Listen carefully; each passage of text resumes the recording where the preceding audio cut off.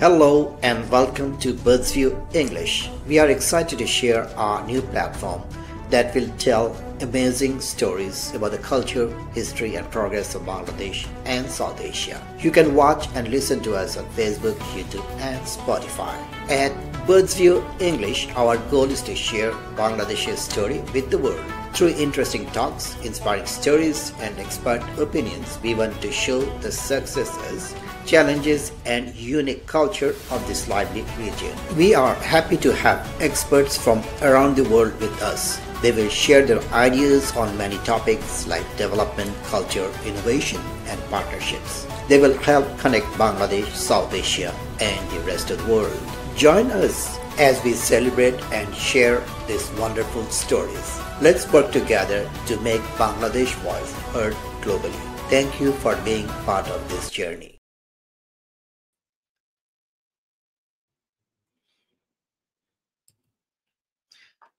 Assalamu alaikum and good morning from Dallas, Texas. Good day for rest of people from rest of the world. We welcome you Birdsview's third edition, third episode. We are currently live on Facebook, YouTube, and it will be broadcasted later in different platforms, including Spotify. From Birdsview English, we try to have Bangladesh perspective put in front of the world. That's what we're trying. We are working on it. Your support is always appreciated.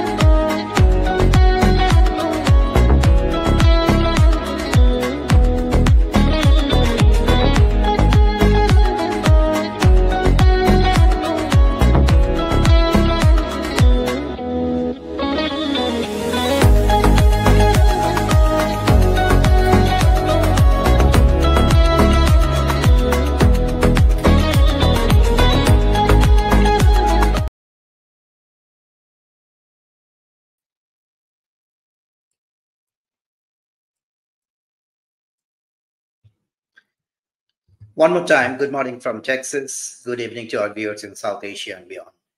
As breaking news confirmed, a U.S. airstrike on Iran, the conflict between Israel and Iran has taken a perilous turn.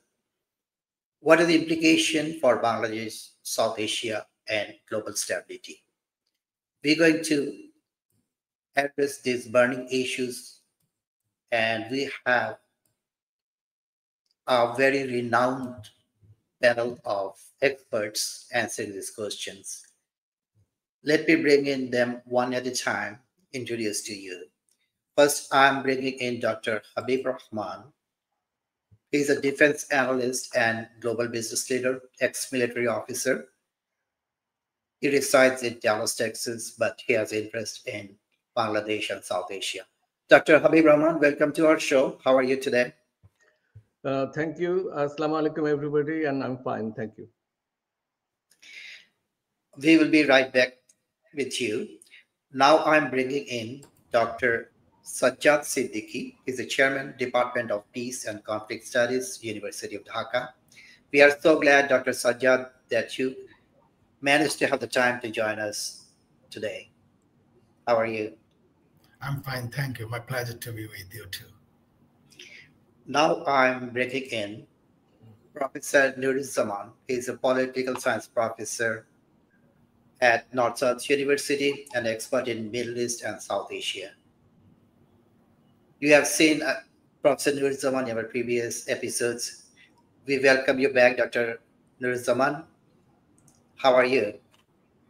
Oh, I'm doing fine and very happy to be here with you again.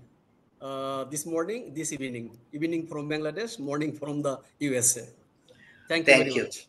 Yes, we will right back with you with your analysis and what you have to say for this issue.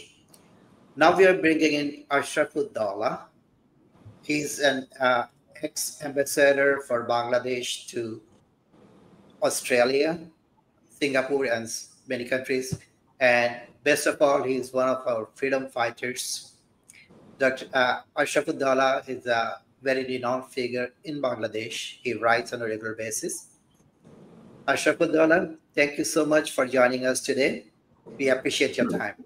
Good evening from Dhaka, and thank you very much for inviting me on your platform. And I'm also glad to meet so many luminaries on the platform. Thank you.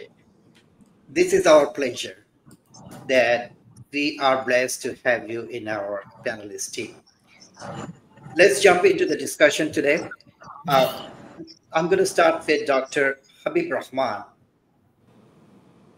From defense and security standpoint, what are the strategic objectives behind the U.S. bombing of Iran? That's what I would like to know. It's a very recent development, happened only a few hours ago.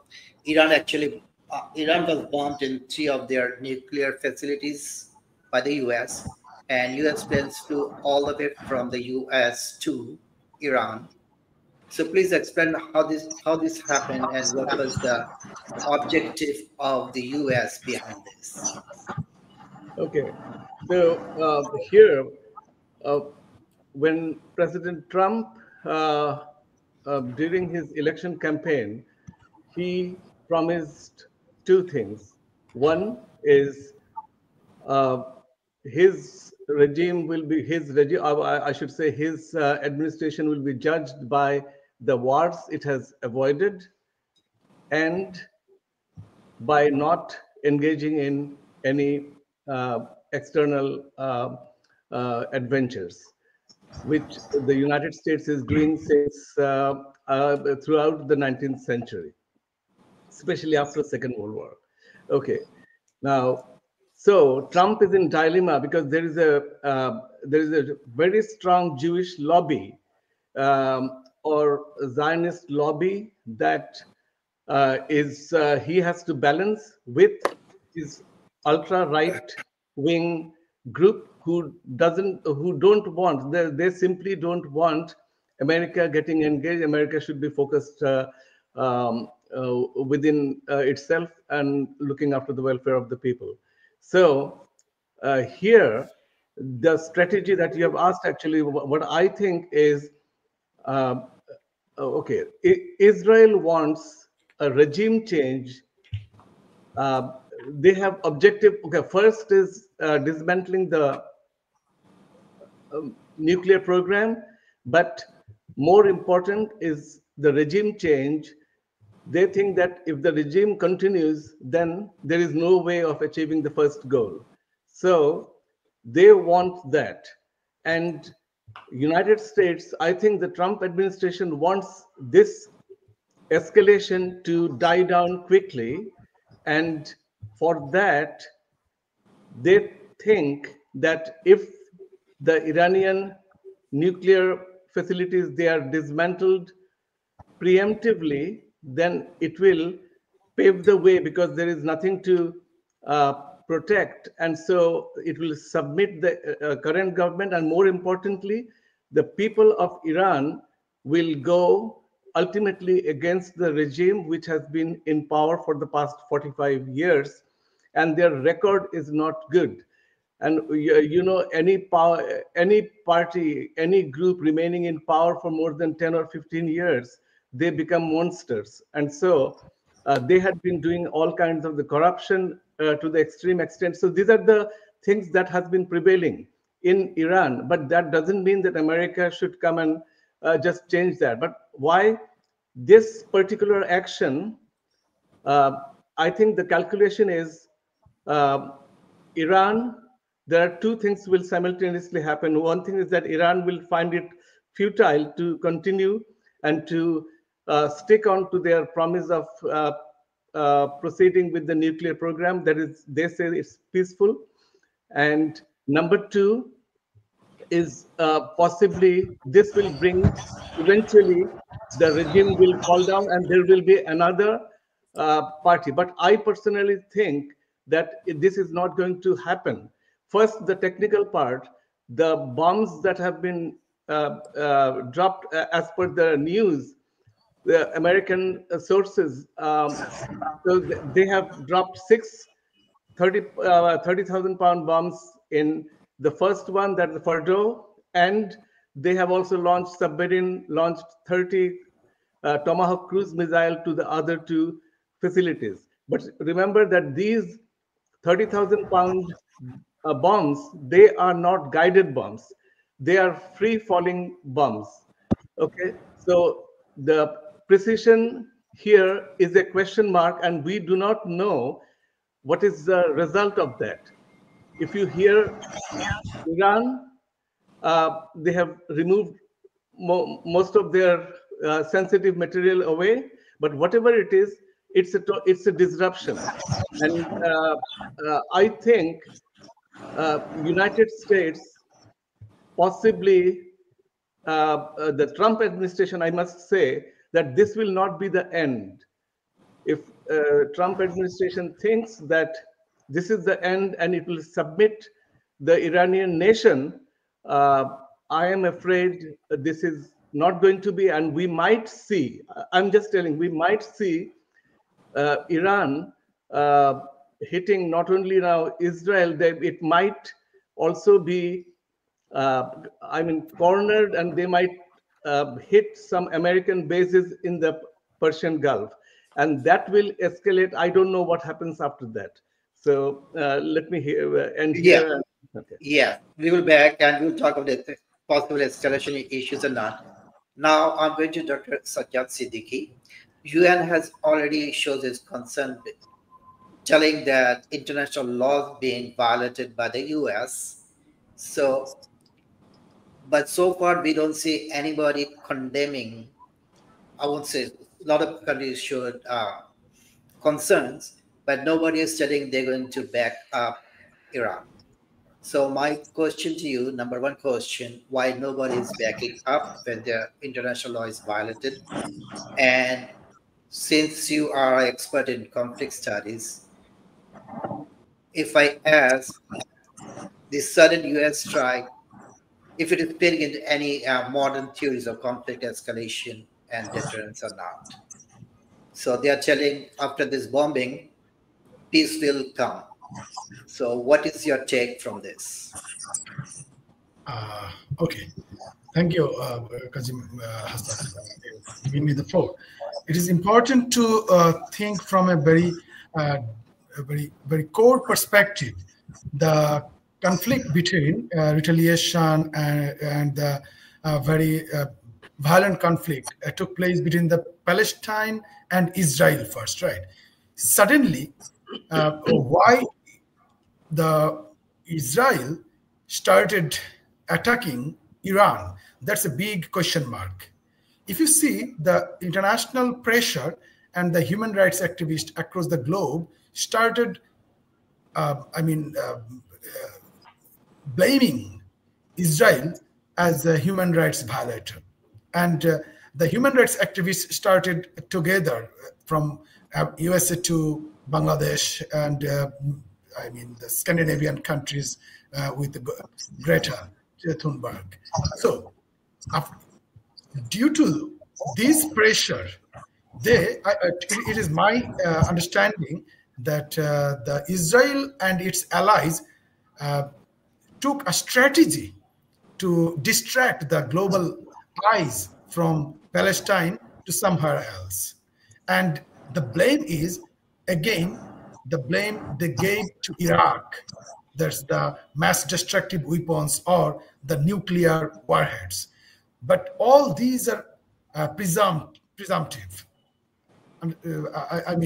There is no solid ground and information that their nuclearization. Rather, it might be for their electricity purpose, like Bangladesh, but there is no information still they have at their hand regarding any warheads. So this is my understanding that when the parties in conflict find themselves are being alleged of violating human rights or engaging war, committing war from their end initially or initiating the war, then they start taking a strategy to shift the people's eyes from the core perspectives to other the new agenda.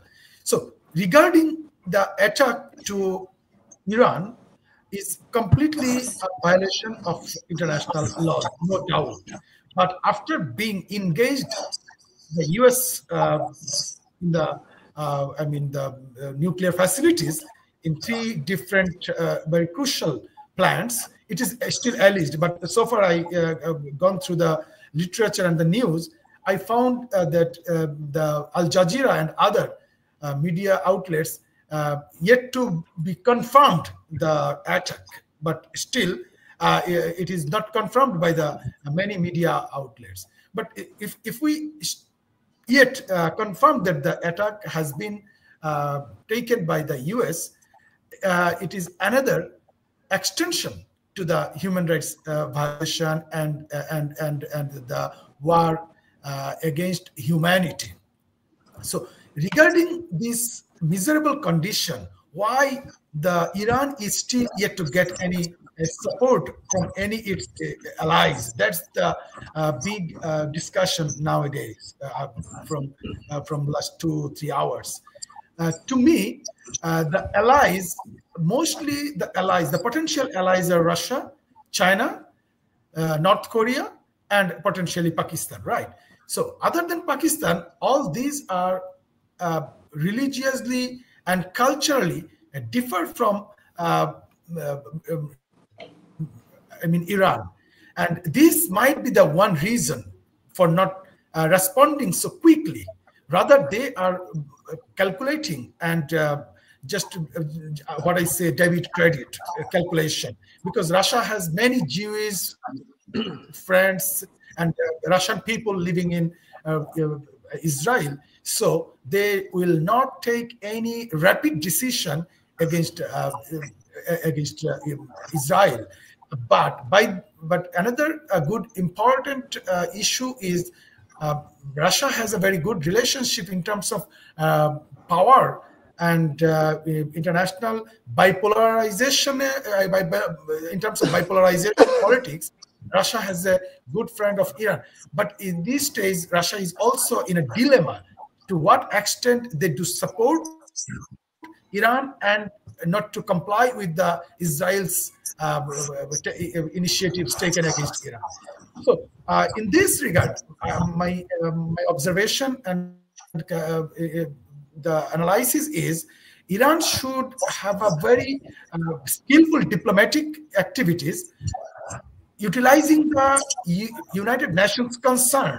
This is very important stand of, at least at this stage, UN showed its concern for attack against Iran by America. So Iran should utilize this concern into a very effective response from other parts of the world, those who really not feeling good with the Israel and its allies' behavior towards the international peace and security.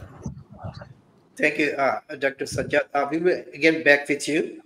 So you are telling to get concern from the UN, then go, I won't say after, then go diplomatically. But again, the US is one of the permanent Security Council member, and also they're the biggest contributor to the UN.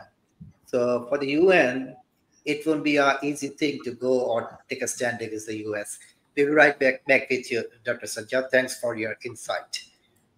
Now I'm going to Professor Nuruzzaman. You're a Middle East expert, and you lived in the Middle Eastern country for a long number of years. So from your observation, the question to you is, we don't see anybody, especially a big country like Egypt, neighboring country like Jordan, or Saudi Arabia, the regional economic power, or Arab Emirates. There's a news today that Arab Emirates send medical supplies to Israel. So what is the situation? What is the framework? Why nobody is backing up or standing behind Iran? What is your take? What you have to say? Okay, thank you very much. I think this is really an important question. We see so long, we see that Iran is fighting its own war without having anyone on its side. Now, why there was a counterpart was why Russia, China not supporting Iran. The very fact is that Russia and China do not have any military treaty or military commitment to Iran. They're of course supporting, but indirectly from behind the scene by supplying, by supporting diplomatically, etc. Now, within the context of the Middle East region, let me tell you very clearly, this is not a Iran versus Israel war. This is rather a Iran versus US war. Israel is simply playing the game for the US. In other words, the US is getting its bidding done by Israel. And I guess in my last encounter with you and others in this particular forum, I said that Israel has no separate existence from the United States. It is very much linked to American support. And because of that, America and Israel are really interlinked symbiotically. So as a result, any war on Israel is an war on the US and vice versa. And for the same reason, the Middle Eastern countries, why are not that siding with Iran? Why are they sending medical teams to Israel? Now, in order to understand that, we need to look at the shifting patterns of alliance formations in the Middle East region. So let's go back to history a little here. You know, during the time of Jamal Abdel Nasser, who emphasized Arab nationalism and who actually posed a serious threat to traditional monarchical rules in the Gulf countries, particularly Saudi Arabia and the other Gulf Emirates. They immediately joined hands, including Iran, to oppose Jamal Abdel Nasser. Now, during the time of, after the Iranian Revolution in 1979, all the Gulf Arab countries used Saddam Hussein's Iraq against Iran, just to contain the spirit of Iranian revolution within the Iranian national boundaries. And Israel too actually provided Iran with military supplies. And everybody knows about the Iran-Contra scandal. The Nicaraguan rebels, the Contras in Nicaragua. So why did Israel support Iran at that time? Because Israel's primary objective was to get all the parties bleed as much as possible. So it rather took side with Iran. Now, what is happening currently? In this current war, we know that at least theoretically, rhetorically, the Gulf Arab monarchs, they all are opposing US support for Israel and US attack on Iran. But secretly, they are expecting, they are hoping, in fact, that the US should significantly downgrade Iranian nuclear facilities so that Iran would never be able to continue to run its nuclear program. And that would enhance their sense of security. And surprisingly, though, all the Gulf countries, GCC countries, have together condemned the Israeli attack on Iran. And Qatar particularly is very much concerned because it shares the south parts gas field with Qatar deep in the soil of the Persian Gulf. So it has actually some resource concerns. Other than that, every Gulf country has US military bases. They cannot go against the US. And US is the ultimate grantor for their security. Not for national security, but the royal family security. No royal family would survive in the Gulf if the USA withdraws support from these particular regions. Right now, we don't expect any Gulf country to support Iran because of their traditional, historical patterns of hostilities, enmities with them. And everybody knows this is a fact, not really anything secret between them. And even if America would want the Gulf countries to even fight against Iran, at the end, I think no Gulf country would have the option to say no.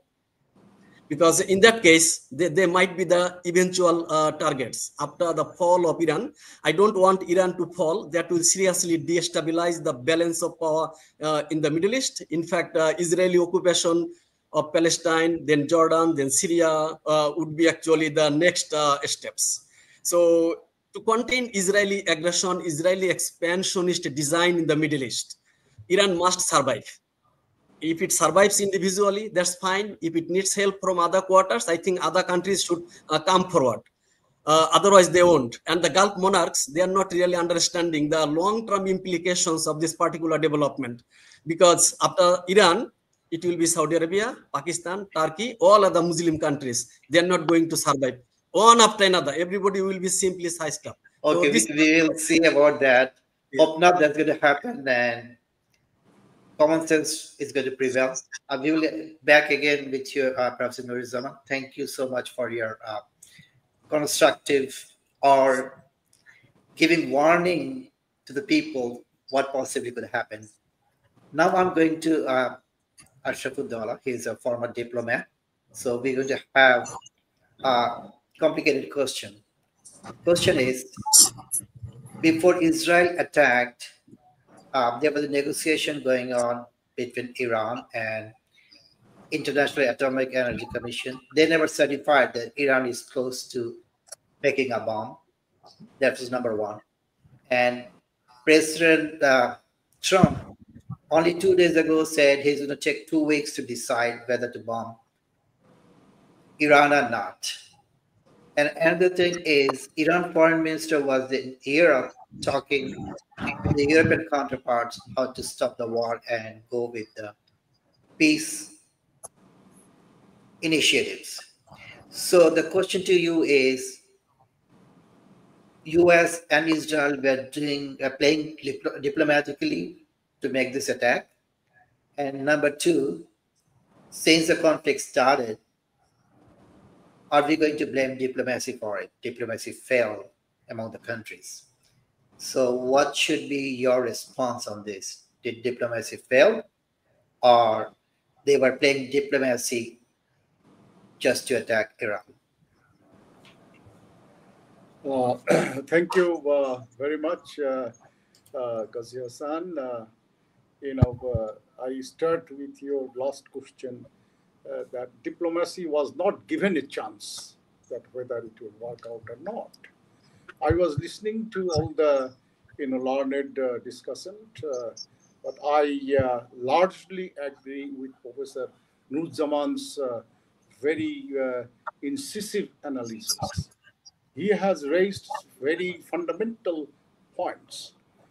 Basically, now there are a lot of dynamics in the mix, in the melee of the Middle East issues.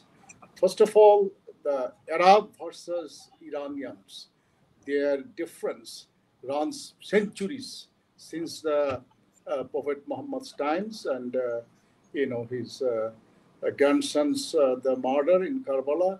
So from there, actually they harbor a lot of differences, animosities between the two groups. He has rightly pointed out two things that after the Iranian Revolution, that which they ousted the Reza Shah Pahlavi, who was more of a Western or Israeli support. The Iraq was led by the US, by the Arab countries to fight against Iran. And that fight continued for 8 long years. And you understand that there was no victory. Whoever is the victory is called Pyrrhic victory. The huge losses, not only materials, the properties, but also human lives. How many human lives have been lost? I recall one very important incident to highlight the characteristics of the Iranian people, their resolve, their courage. I was in Italy in 1982. I was the counselor there, and the Iranian ambassador, he came on to call on our ambassador, Mr. Abul Hassan, who was one of the top diplomats of Bangladesh.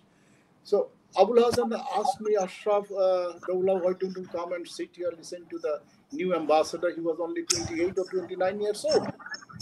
So Ambassador Hassan asked him that, Mr. Ambassador, I'm very happy to see a young man as ambassador of your country, great country. And so, what was your background? He said, Excellency, I personally took a grenade bomb and entered under the tank, a Shah's tank, and I blew it. So that was his credential to become the ambassador, Iranian ambassador of the country, representing the strength, the courage, the resolve of the Iranian people. So that's now. Secondly, Professor Nuruzzaman said that it is a war between Iran and US. But actually, I want to add, Iran versus hyphenated US-Israel war. So it is not that Iran was fighting, the war, and also there was emotional support, psychological support from the Western allies of United States. Not a single one uttered a word except for those, with those, we know this, all this, things that they say, always say. But why, the question you asked that very particular, why did, first of all, Iran launched the attack on Iran, Israel launched the attack on Iran? There are few reasons. One is, as Dr. Sazzad has rightly said, to divert the focus from the Palestinian, massacre, their genocide. They say that from the babies to the mother homes to the, just they don't. There's absolutely no discrimination in killing. Anyone came to their far line, they just killed, as if they were game shooting. They were enjoying, and as you know that they have even taken picture with the dead cops, the Israeli soldiers. So they do not have this completely, their loss of this is completely humanity. There's absolutely no consciousness. They don't have any conscience that what they did in. So it is. I don't have enough words to explain what the Israeli troops are doing now. Secondly, as you will know that Netanyahu has serious political problem at home. His support political base is winning. His wife is facing a corruption case which is still being tried, and there's a likelihood, most likely, that in the next election his support base even will come low, will win.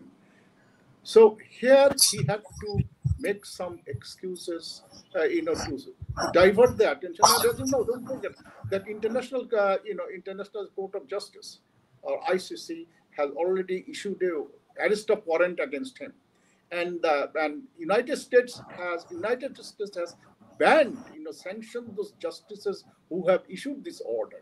So United States is I don't know whether the dog moves its tail or the tail move the head. So I'm quite confused. So why did Trump? He has laid bare his hypocrisy, his lies. Trump is a person with no ethics. He has no ethics. His whole character of life. He is the most unethical president ever. Came to the White House, and it is known. His personal life, his tax evasion, his Weinstein's, that's his list. His let's not go there.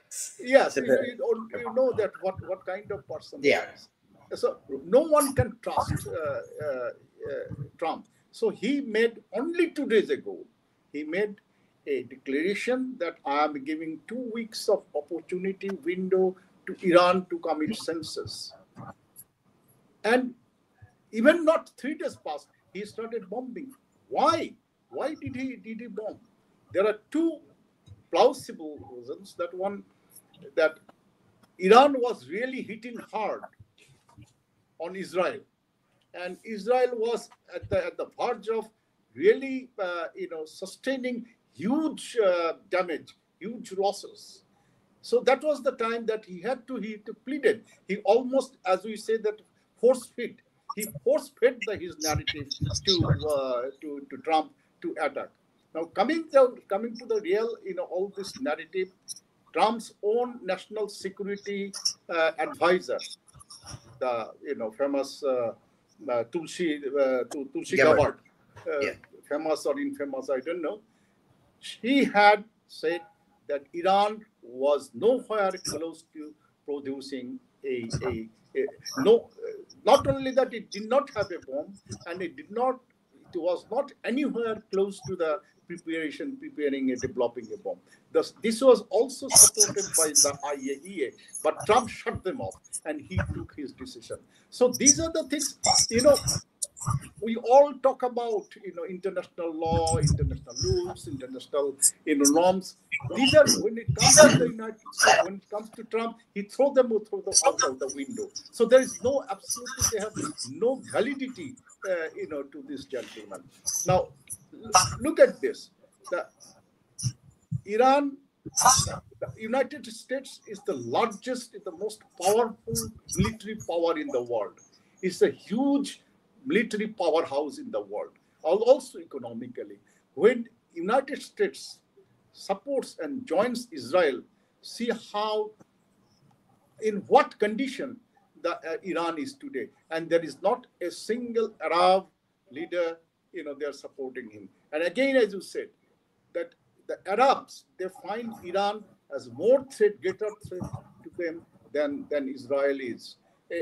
And also that very point came up that the US bases in the different Gulf countries, it's actually not to protect them. It's actually to put them under their feet.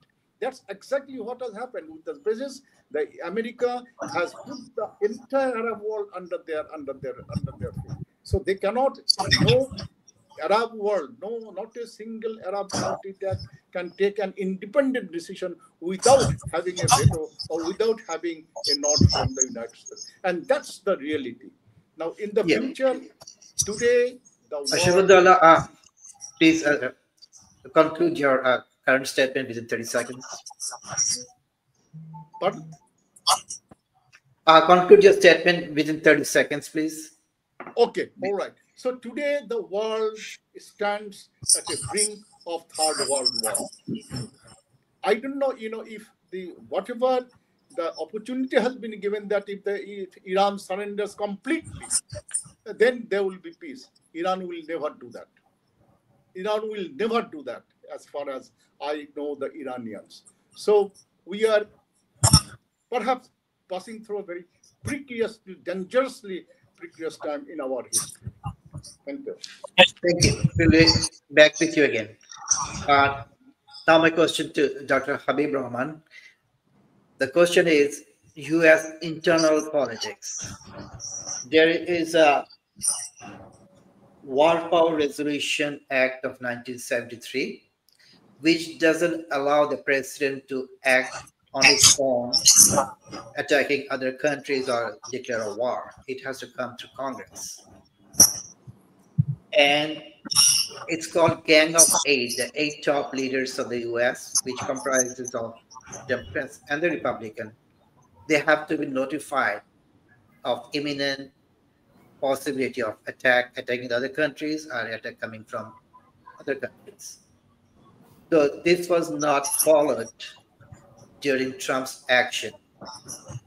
So, and also people like Ted Cruz, US Texas senator, he was calling for removing of Iran's regime. And we all know Israel is so powerful economically in the US, controlling lots of US businesses that create pressure on the US lawmakers. So the question is, what is the internal reaction? If you all remember, during the Palestine attack by Israel in the beginning days, there was a lot of protest in the US streets. So what should we expect internally in the US politics as well as people's reaction in the US? So please make it a real short statement because we're running out of time. Thank you. Okay, you remember Vietnam War? war was not declared by United States ever, but they fought for more than a decade. So the president is the commander-in-chief, and president can, without consulting anybody, I mean the legislature, commander-in-chief can, for any situation, he can preemptively engage US military anywhere in the world. Now, this is what it is, and he has done it here. Yes, Congress is the only authority who can declare war. So United States has a tradition that even if the presidents have ventured into different military operations around the world at different times, these are expensive, costs money, and ultimately money is controlled by the Congress. So what happens is, because once the president has committed its armed forces, projected its power anywhere, and no Congress will ever say that it was against our desire, so we are not going to fund it. So Congress will always fund additional funding required for supporting, though they don't support the objective, but they will support the military because they cannot abandon its own military. So this is one. Now, if you consider that the public opinion now, what has happened, if you have seen in the universities just 2 months, 3 months back, Harvard University, Trump told that he's not going to fund his administration and blah, blah, blah. And the ICE is engaging anybody who participated in the anti-Israel activities. They have been pinpointed, and some of the students have been, arrested, expelled, and visa has been cancelled. So this is giving a message. So now what has happened yesterday, after that, you'd imagine, had it been a non-Trump United States, there would have been mass protests around United States. But I doubt if that will be to that extent. But this time,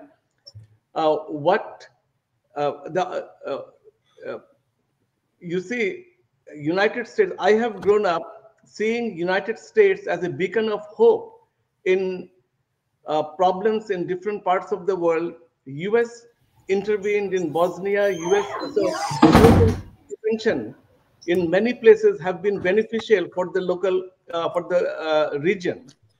But here, now what we are seeing that US's soft power, United States president, if they say something, they always, other than Trump, their statements were very measured because it resonates around the world. But with Trump, as if it's a rogue state, and if a rogue state with such military power and financial power, that's a disastrous situation for the globe. But this cannot continue. It will end somewhere. And about the objective I was talking about earlier, Trump has done this yesterday just to please the Zionist lobby, and then again immediately told that we have achieved our objective, which is a lie, because it takes time to evaluate the damage. It has not been done. It is being discussed here. So as if we are not going to proceed further, trying to please the American right-wing Tucker Carlson and the groups. So, okay, let me add one more thing that I always feel. I think here the distinguished panel, some of them might have a different opinion. But for me, I always thought that this Palestinian problem, the creation of Israel in 48 after the Second World War, it's a dispute between the Palestinians and Israelis. Now, Palestinians constitute 60% Muslims and 40% Coptic Christians. Now, Palestinians were very, I should say, that they were very successful in turning it into as if the Israel versus the Muslim world. That is, anything happens to Palestine, it's an attack on the Muslim world, and that's how the entire Muslim world is now. At a loggerhead, because you see, the Vatican or the Christian community, they are not coming up as the Muslim world that to defend the Palestinians. So why should the Muslim world should be? I'll wait for them, our honorable ambassador, to answer it, because I don't find. I think that that's how the Muslim world is facing all these.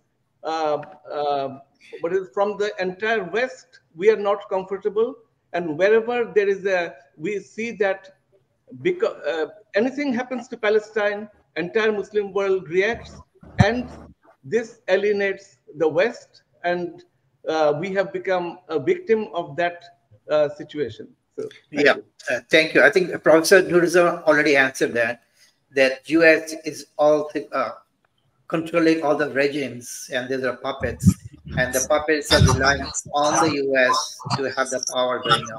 Thank you so much, Dr. Habib Rahman, for your thoughtful analysis. Now I'm going to Sazzad Siddiqui. For any good reason, people think, what about me? What's going to happen to me? So for sure, we know that from a discussion is coming out that Iran is on its own. Nobody is backing Iran up.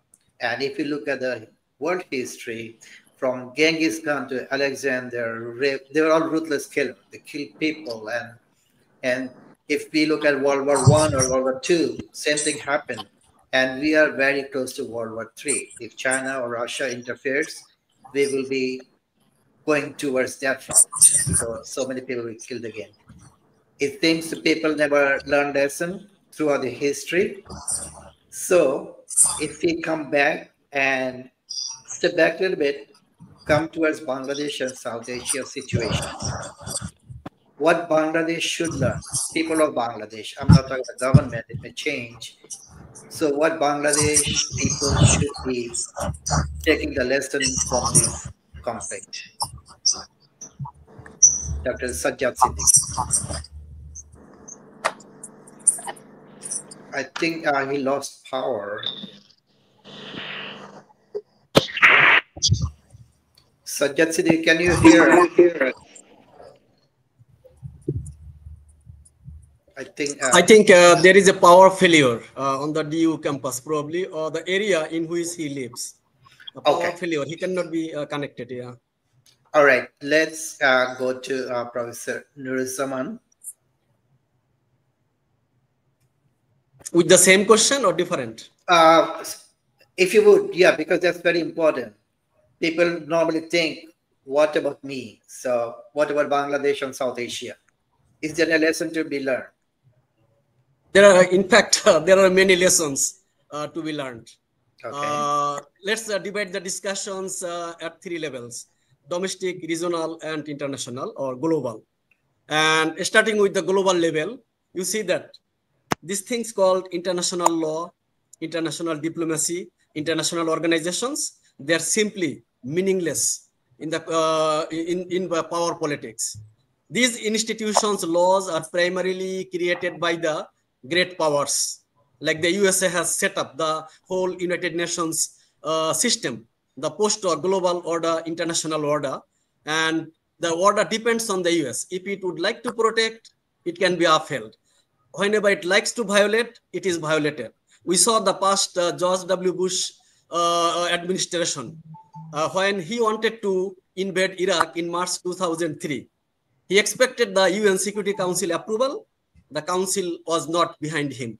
So what happened? That he bypassed and formed a coalition of the willing just to come down to Iraq anyway, right?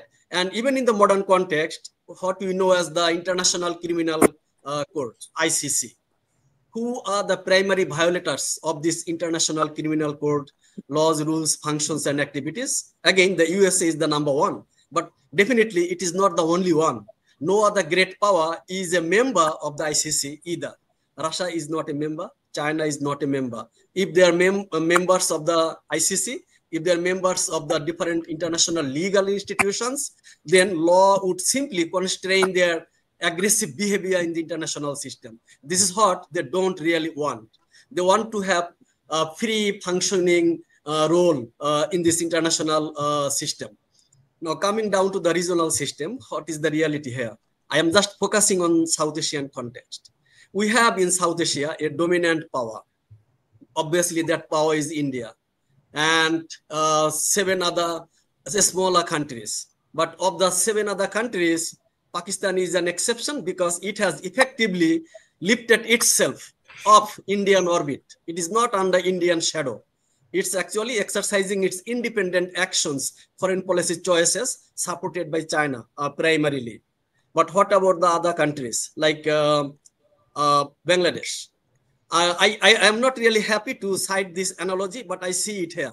In the Middle East, Israel is the only Jewish state surrounded by Arab countries.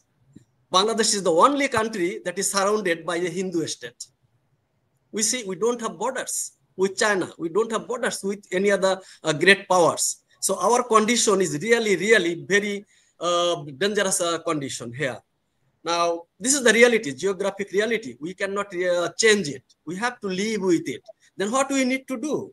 We must actually manage, balance off, hedging our diplomacy with great powers. We know that in times of crisis, nobody would come to our defense. It is only the heroic people of this country who must come to the defense of this country. It is 100% written, it is 100% granted, and the reality for us. Then what should we do? Should we be scared of our giant neighbor? Not necessarily. We can actually make use of our friends. We can minimize our differences with India. We would not give India any excuse to come down on us. Never. So our government must be very adept in managing our diplomatic relations. At the same time, our government should not really tilt towards India, because the domestic public opinion is likely to be very adverse on any government that is very, very India-friendly. And the reality of the situation in Bangladesh is that, and I tell you everyone, and you should remember it, any extremely pro-India government in Dhaka cannot stay in power. It will be simply overthrown by the general people. And any extremely anti-Indian government cannot survive in Dhaka either, because India would do everything to bring down the government. So that means the middle way is the best way for us. Instead of thinking India as an enemy, let's think it as an frenemy, friend and enemy. Whenever there is a need to develop friendship, we do that without any hesitation. Whenever there is a need to oppose India, we should not hesitate to do that either. So that's the balanced position for us. Now, Professor Nuruzzaman, I would like to interrupt you for a second. Friendship hasn't always has to be in equal terms. So how do you expect, like big fish always is a smaller fish? So my friend, a smaller country can expect friendship from a bigger power. I do understand your question, your concern, because I am also a student of international relations and international diplomacy as well, right? Now look at any other region in the world. Every region has its own dominant power. The US is the dominant power in North America, in the Caribbean. Everybody has to listen to it. Indonesia is the dominant power in Southeast Asia. Its decision affects the other ASEAN member states. In South Asia, India is the dominant state. President Trump used the term bullying. Normally the big power always bully the smaller powers. That's the reality. What is America doing? The only exception today, I think, India is bullying the smaller neighbors. If you go to an African country, the bigger South Africa bullies the little ones. So it's pretty normal. It's in human nature, instinct. If you have more power, more money, you will discriminate other people. It's never in equal terms. Yeah, there are bullies. You cannot get rid of them, but try to come up with the effective strategies to deal with the bullies. Unless you have a deterrence. As far we know, Israel is a nuclear power. As far we know, they never declared. No. I do not agree with you. Every small state cannot have its own nuclear deterrent. This is simply a daydream. They do not have the money. They do not have the expertise. They have actually nothing. Even if they try to develop nuclear deterrent, the whole international community will go against those countries. There would be massive sanctions, and which you cannot really survive.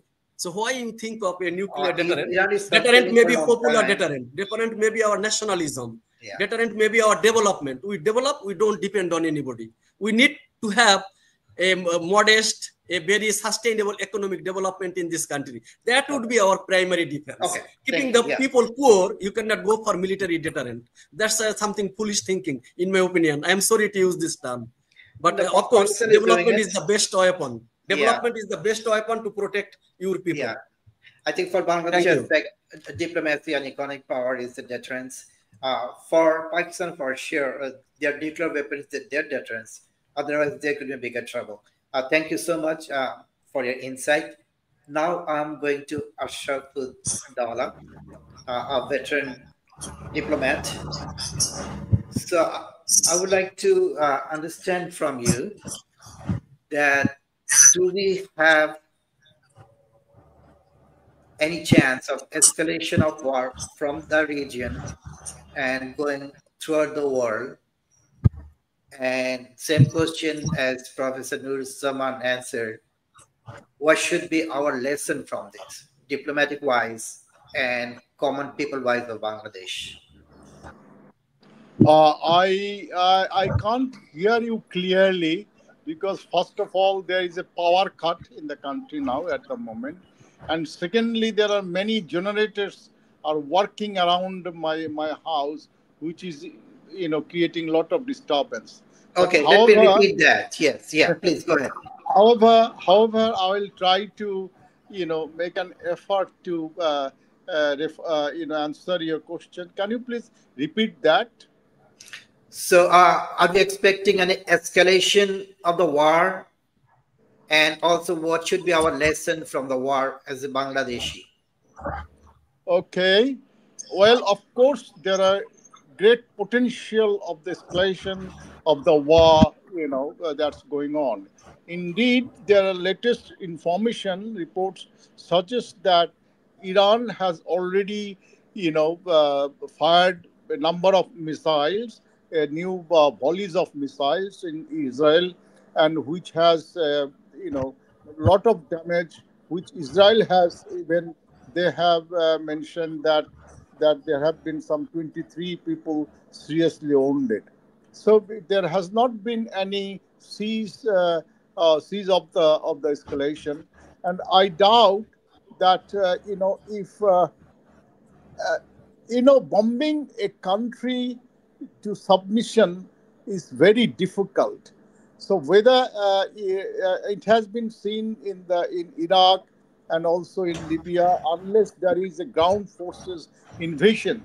So whether United States or Israel will go to that far, because there is already, as I said, that within the both countries internally there are huge opposition against the war, both in the United States and in Israel. So this war of words will continue, but how far this bombing spree will continue, like the carpeting of bombing carpet bombing in the Berlin, in the Second World War. If that kind of situation arises, what would be the role of China and Russia? Though China and Russia are not any security alliance, military alliance with Iran, but there have been a lot of exchanges between them. Like Iran had supplied many drones to Russia during its war with Ukraine, and also the reports suggest that there has been some airlifting of materials from China to Iran, most likely supplying the arms and equipments and war materials. You see, one interesting question is that which bothers me, that the bringing back the Ukraine-Russia war, that Ukraine is an European country. They're sort of a pseudo EU country or pseudo NATO country, and Ukraine wanted to join, but there has been a red line. But why the United States has not directly got involved in this war between Ukraine and Russian war? So that's the question you put in the context of the Israeli-Iranian war. So that is something that we take note of. And again, you see that Israel has become an unchained monster. It can trample anything, it can do anything without any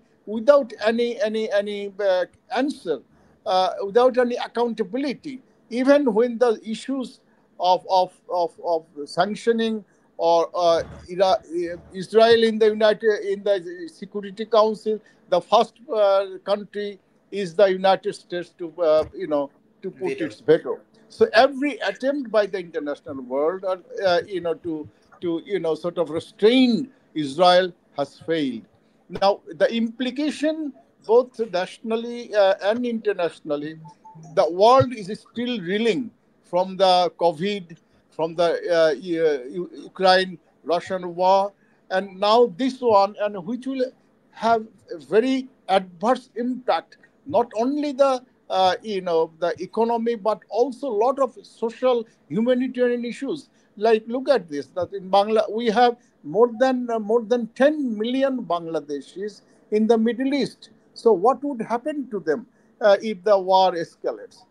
Then also, if you see the traveling, the world traveling, the transportation, the commerce, the fuel cost, we depend largely, quite substantially, for our fuel in LNG from Iran. So if the war breaks out, would we be able to import them? Would the supply will be maintained, or there will be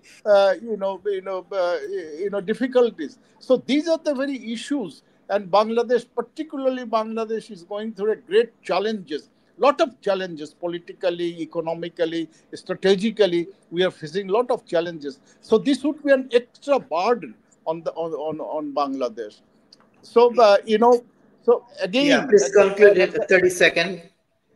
Please conclude in 30 seconds, please. Okay, thank you, sir. So yeah. I hope and pray that the good senses will prevail in the warring factions, especially on President Trump. He has already made his point. Point registered. He has registered his point. So I think he should emerge as a peacemaker president. So that's my hope. I hope he will realize the consequences, the cost of the war if he continues. Thank you. Oh, thank you so much. There is a question I would like to raise to Dr. Habib Rahman. One of our viewers is saying Trump said before the election that he would actually stop the war. But why is Trump being so aggressive now? What do you think about Trump's attitude? You already covered it, but can you answer it real short, because we are running out of time? Dr. Habib Rahman. I think Trump is agnostic about this affair. So he is trying to balance the American right wing, who they do not want American involvement in Israel or the Middle East, and also he's trying to balance the strong Jewish lobby and others. That's why he has done this one, I think. And immediately after doing that, I have now, as if it's done, the objective is achieved. So this is not. So I think Trump is trying to balance both, because he has to consider about his legacy. Okay. Now, I just want to cover one thing, the past discussion, that what Bangladesh should learn from all this.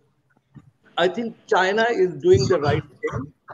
China is building its economy, because unless you have a solid economy, you cannot achieve your other global agenda. So China they have a long plan. So yes, they're building their military, but they're building their economy robust. So in our case, Bangladesh, it has been amply covered by Professor Nuruzzaman, that we need to strike a balance with India. That is, but we have got to, the diplomacy has to play here so that our economy, we become economically strong. You see, Norway, a few million people, but they have a global influence in terms of their NGOs and others because they're rich. So similarly, there are other countries. So Bangladesh has a lot of potential, and we should, this is there. And Iran, what it has done, this is the last thing I'll cover, that Iran over the past 45 years, they've started with, the Israel should be bombed into the Mediterranean. That means they should be eliminated, and all this rhetoric. Iran, what they have lost in the past 45 years in terms of economy, it's immeasurable. They have wasted their resources. They have gone into Yemen, proxy wars elsewhere. Now, Iran should also focus on building their economy. And what is that? After that, once it is at certain level, then only you think of your region and things like that. I think that is and just a side note about you cannot bomb a nation to submission. Yes, I agree. But there are some examples like Bosnia. The Serbians were 70-day US bombing of Serbia. They ultimately, that ended the war with in the that region, Bosnia, Croatia, and others. So that is also there. But I agree that the more you hammer Iranians, the more they get united. If they cannot be divided, so it's a dilemma. But still, I say that occasionally forces work. So thank you. Thank you, Dr. Habib Rahman, for your answer. Professor Nuruzzaman, you have a question from one of our viewers. Let me pull this up. It's a long question from Jamil Akhtar Siddiqui. Let me read it for you. Iranian revolutionary regime is mostly isolated in Arab world because of its proxies who were designed to engulf the Sunni-dominated countries in Arab. Hamas is almost decimated. Hezbollah is decapitated with only Houthis are still active. So it is presumable that such aggressive policy has potentially led to a serious existential crisis. What is your take, Dr. Nuruzzaman? Please make it real short because we are out of time. I will be very short, but I am really, really glad to have this question from our good friend, Jamil Akhtar Siddiqui Sagar. Sagar, I think you are enjoying this particular discussion.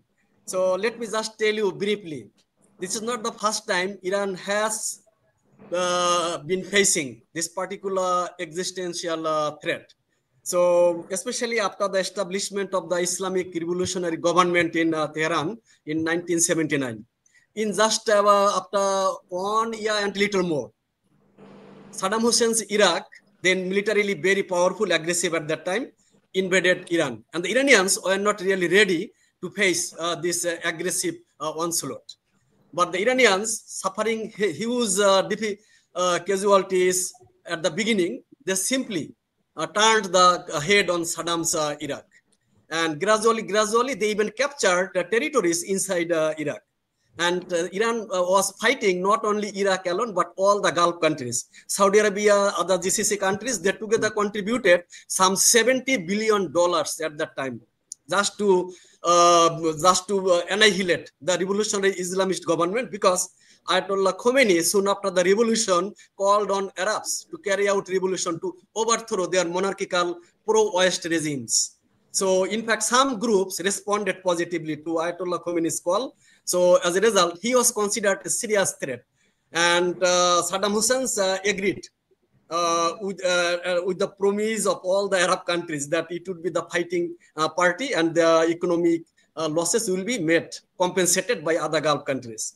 And after some 45 years since then, I think, yes, Iran is again faced with another serious threat to its existence. This time, not Iraq, it is brother Israel and its principal ally in the world, the United States. So they are together now fighting, seriously threatening Iranian sovereignty, Iranian territorial integrity. First, they said they wanted regime change in Iran. Now, Bibi Netanyahu, he has come up with a different plan that he would actually encourage all the ethnic groups within Iran to come up with secessionist movements, that they would be helped with their movement to set up their own countries. But as it is already pointed out by the distinguished panelists here, the more you become oppressive towards the Iranian, the more united they appear. They emerge. And they forget everything, just they see the enemy as the number one enemy to be responded to be dealt with. This is the historical Iranian behavior. If you even go back before 1979, then Iran fought Russia, Iran fought the Russian Empire, the Ottoman Empire, but every time they got united. They did not actually join hands with the foreign aggressors. And I am sure that the Iranians are going to manage it again for a third time. Okay. And they would be, in fact, very good. And they are the major damages they are inflicting on Israel are not actually reported. It is not that Iran is just simply firing some cocktails on Iran. It is not the case. In fact, they are actually being damaged seriously. More people are dying, are reported death, but they are not. The news is not disclosed. So that's the only idea. But Iran is open. They are actually telling people what's happening inside Iran. So as a result, we see that this is one way to get global sympathy, that the global public opinion in favor of Iran. But it is a threat, definitely. I agree with Jamil Akhtar Siddiqui. But again, we should remember that this is not the last word. Okay. So the war is not over. Iran is coming back. And it's going to seriously damage the enemy. You're hopeful. The last question of the show today to Ambassador Ashraf-ud Dowla. There was reports. Can you hear me loud and clear? Thank you very much. No, let me ask the question first. I'm going to ask you a question. Can you hear me good? Yes. Okay. The question is, there was report that Israel attacked from within Iran, those drone attacks, when they started the attacks. So my question, was there a failure of Iranian intelligence? And I would like to know the nationalistic feelings of the Iranians, because they're reported that some Iranian helped Israel in this attack. So what is your opinion on this? You are definitely right. It's a very right question that the Israeli threat is not just overnight. It just came 2 days back. It's not. But they have been threatening of bombing Iran, attacking Iran for months together. So here, Iran's preparation, Iran's intelligence, Iran's security preparation has completely failed. Because, in one go, they have decimated the entire armed forces top command structure. So that means that it is a great failure on the part of the Iranian intelligence. And two, that there are a number of Israeli secret cells who are operating within Iran, and they have been transporting, piece by piece, materials, bomb-making materials. And on that day, if you see the vertical attack where the top leaders are staying, it is absolutely it is a reflection on the poor intelligence collection and security covers of Iran. That is one thing. And secondly, but having said that, let me tell you, many years ago, a couple of years ago, I saw a cartoon, I remember, that the difference between the Iranian Saudis, they are making a difference in the cartoon between the Saudis and the Iranian, that the Iranians are standing, the Iranian was standing over the number of books, while the Saudis were standing on the top of many dollars. So that's one, difference. Second is, Iran, as Dr. Nuruzzaman said, that it's a centuries old, civilization. So they have gone through the various. They have fought Alexander the Great. They have fought the Judah. They fought the Jews. They fought many wars. But these wars, going through the wars and battle, has hardened them to their nationalism. So their resilience, their nationalism is in their blood.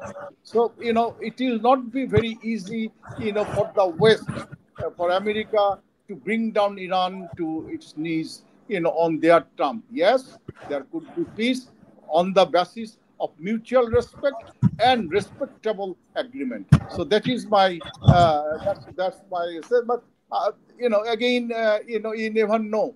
There is a book called I read a book many years ago by a Lebanese author called Michael Taib. His book, when the title of the book was The Black Swan. Black Swan is you never know what will happen. Like Dick said, that we don't know the unknowns, and we don't know the unknown unknowns. So what is going to happen next? It is we can only make intelligence guess, but making a pinpoint prediction is very, very difficult. It could go either way. Can fuel the World War III, or can bring peace back. But again, fundamental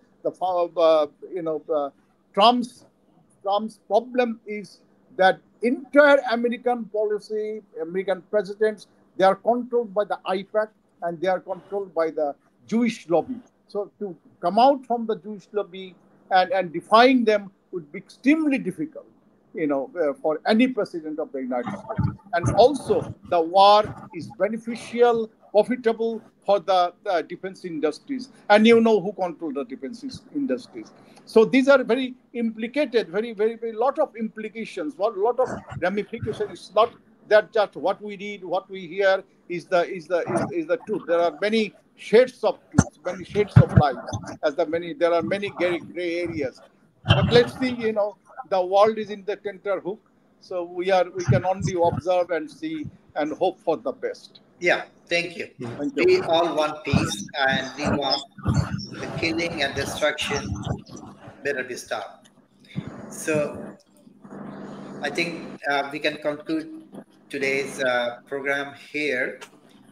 And my intake is, as we conclude today's vital discussion, one thing is clear: the conflict between Israel and Iran, and now the direct involvement of the United States, has ushered the world into new era of uncertainty. For countries like Bangladesh, the challenges lies not only in reacting to global power shifts, but also in interpreting for the ripple effects, economic, diplomatic, and humanitarian. We thank you, our esteemed panelists, for the insights, and we thank you, our audience, for joining us. Stay informed, stay engaged, and let's keep the conversation going, because in times like this, understanding is our greatest strength. Until next time, this is Birdsview English signing off. Thank you all. Thank you. Thank you. You are welcome. Thank you very much. Have a peaceful time. Have a peaceful time. Thank you. Same to you.